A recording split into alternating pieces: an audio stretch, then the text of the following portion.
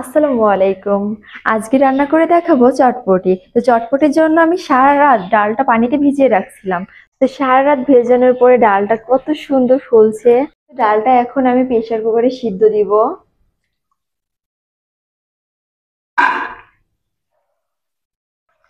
ডালের সাথে আমি এক পিস আলু দিয়ে দিব সিদ্ধর জন্য।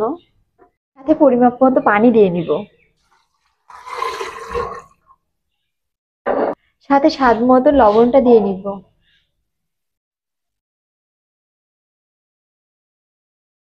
এখন আমরা পেঁয়াজ, মরিচ আর এই যে আদা রসুন বাটা, এটা হচ্ছে দিয়ে নিব।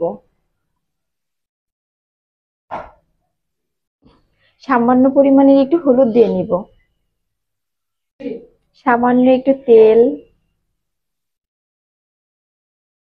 এবার আমি ঢাকনা দিয়ে ঢেকে দিব। চুলাটা জ্বালিয়ে আমরা 20-25 মিনিট অপেক্ষা করব। ফুটতে শুরু করেছে, আর দুইটা সিটি দিয়ে নিব। তো আমার ডাল সিদ্ধ শেষ। এখন আমি এটা খুলে দেখব।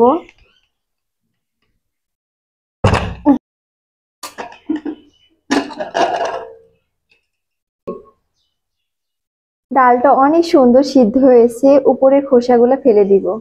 চটপটি তো অনেক খেয়েছেন, কিন্তু চটপটিতে বাগার দেওয়ার কথা শুনেছেন কখনো? আজকে আমি আপনাদেরকে ভিডিওর মাধ্যমে দেখাবো যে চটপটিতে কিভাবে বাগার দিতে হয়। তো প্রথমে আমি তেল দিয়ে নিব। এখন আমি তেলের সাথে পেঁয়াজ মরিচ দিয়ে নিব।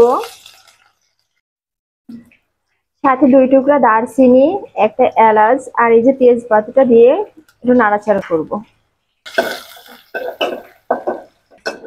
আগে থেকে ভেজে রাখা একটা শুকনো মরিচ দিয়ে দিব। সাথে কিছু পাঁচফোড়ন দিয়ে দিব।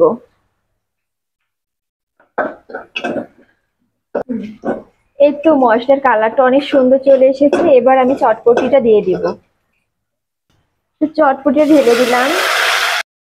এবার সবশেষে আমি চটপটি রেডিমিক্স মশলাটা দিয়ে দিব।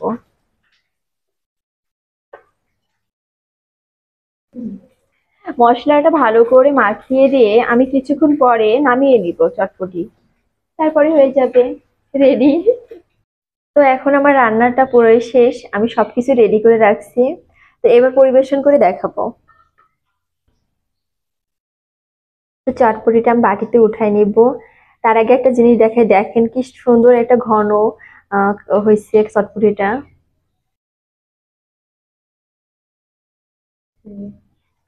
তো এবার আমি শসাটা দিয়ে দিব। সাথে আমি মরিচ, এই যে পেঁয়াজ আর ধনেপাতা,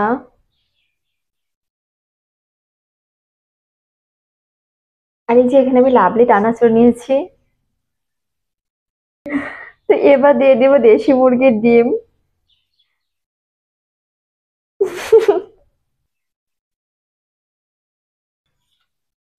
সাথে আমি একটু টক দিয়ে দিব। আপনারা চাইলে সাথে একটু লেবু নিতে পারেন। তো এবার মাখিয়ে নিব। ওয়াও, খুব সুন্দর লোভনীয় হয়েছে। আমার তো ঠোঁটে একদম পানি চলে আসছে।